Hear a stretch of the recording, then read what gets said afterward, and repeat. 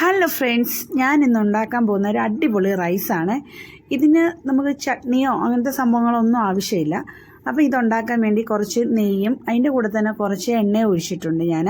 അപ്പോൾ ഇത് നല്ല രീതിയിൽ ചൂടായിട്ട് വരുമ്പോഴത്തേക്ക് നമുക്കതിലോട്ട് കുറച്ച് കടുകിട്ട് പൊട്ടിക്കാം.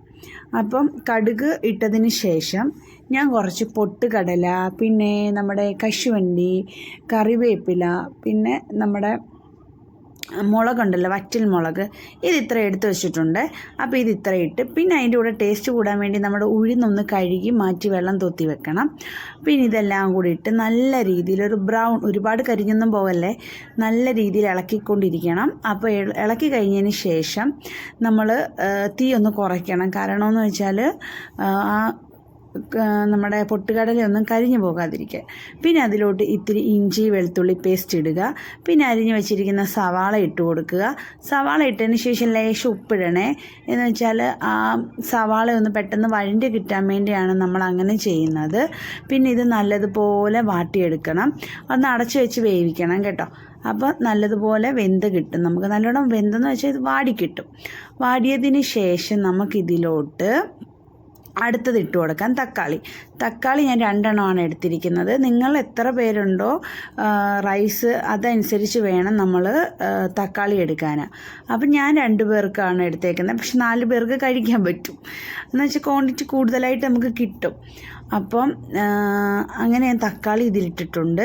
തക്കാളി ഇട്ടതിന് ശേഷം നമുക്ക് തക്കാളി വേകുന്ന വരെ വഴറ്റി കൊടുക്കണം. നല്ല രീതിയിൽ വഴറ്റി കൊടുക്കണം. അപ്പം ഞാൻ ഇത് നല്ല രീതിയിൽ വഴറ്റി കൊടുത്തിട്ടുണ്ട്. അപ്പോൾ ഇത് നല്ല രീതിയിൽ വഴണ്ടി വന്ന് കഴിയുമ്പോൾ ഇതിലേക്ക് നമുക്ക് കുറച്ച് മസാലകൾ ആഡ് ചെയ്യേണ്ടതായിട്ടുണ്ട്. അപ്പോൾ എരിവിനനുസരിച്ച് വേണം നമ്മൾ മസാലകൾ ഇടാൻ. ഈ റൈസിൻ്റെ അകത്തോട്ട് നമ്മൾ ഒരുപാട് മസാലകൾ ഇട്ടാൽ കൊള്ളില്ല. അപ്പോൾ നമ്മൾ ആവശ്യത്തിന് മുളക് പൊടി, പിന്നെ നമ്മുടെ മഞ്ഞൾപ്പൊടി, കുറച്ച് ഉലുവാപ്പൊടി, കുറച്ച് കായം ഞാൻ ഇടുന്നുണ്ട്. ഒരു ടേസ്റ്റിന് വേണ്ടിയാണ് കായം ആഡ് ചെയ്യുന്നത്.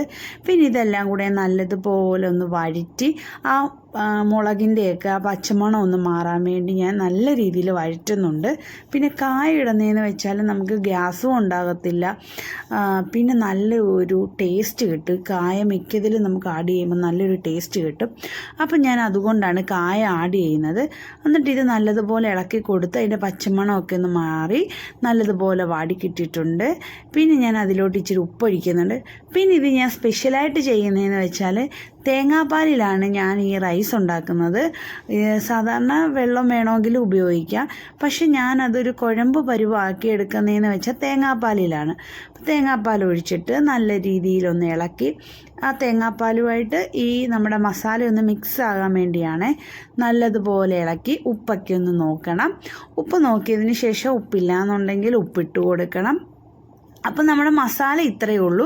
ഇത്ര ഐറ്റംസ് വെച്ച് നമുക്ക് അടിപൊളി ഒരു റൈസ് ഉണ്ടാക്കാം. അപ്പോൾ ഇതിന് പ്രത്യേകിച്ച് കറിയൊന്നും വേണമെന്നില്ല. പിന്നെ ഇതിൻ്റെ കൂടെ ഒരു പപ്പടോ സാലഡോ ഉണ്ടെങ്കിൽ അടിപൊളിയാണ്. പിന്നെ ഞാൻ അരി നേരത്തെ വേവിച്ച് വെച്ചിട്ടുണ്ടായിരുന്നു. ആ അരി ഇതിലോട്ട് ഇട്ട് കൊടുക്കുവാണ്. അപ്പം നിങ്ങൾക്ക് ഏത് റൈസ് വേണേലും എടുക്കാം. ഞാനിപ്പം ബിരിയാണി റൈസാണ് എടുത്തേക്കുന്നത്. എന്നിട്ട് ഇത് ഇട്ട് കൊടുത്ത് നല്ലത് രീതിയിൽ മിക്സ് ചെയ്തെടുക്കണം. പിന്നെ ഞാൻ കുറച്ച് മല്ലിയില ഇടുന്നുണ്ട്. അതുപോലെ തന്നെ കുറച്ച് ഞാൻ നെയ്യ് ഒഴിക്കുന്നുണ്ട്. ഒരു ഫ്ലേവറിന്, ഒരു ടേസ്റ്റിനൊക്കെ വേണ്ടിയാണ് ഒഴിക്കുന്നത്.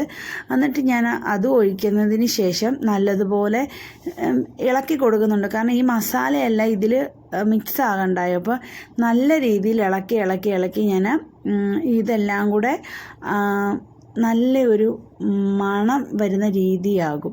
അപ്പം ഞാൻ ഇതെല്ലാം കൂടെ ഇളക്കി ഒന്ന് അടച്ച് വെക്കും. നമ്മുടെ ഗ്യാസ് ഓണാക്കത്തില്ല, അല്ലാതെ അടച്ച് വെച്ചതിന് ശേഷം ഇത് ഞാൻ കഴിച്ചു. നല്ല സൂപ്പർ സാധനമാണ്. അപ്പോൾ നിങ്ങളും ഇതൊന്ന് കണ്ടതിന് ശേഷം ട്രൈ ചെയ്യുക. എല്ലാവർക്കും ഇഷ്ടപ്പെടും. പിന്നെ എരി വേണ്ടുന്നവർക്കാണെങ്കിൽ മുളക് പൊടിയുടെ അളവ് കൂട്ടാം, പെപ്പർ വേണേൽ ആഡ് ചെയ്യാം. അപ്പം ഇത് നിങ്ങളൊന്ന് ട്രൈ ചെയ്ത് നോക്കുക. പൊളി സാധനമാണ്.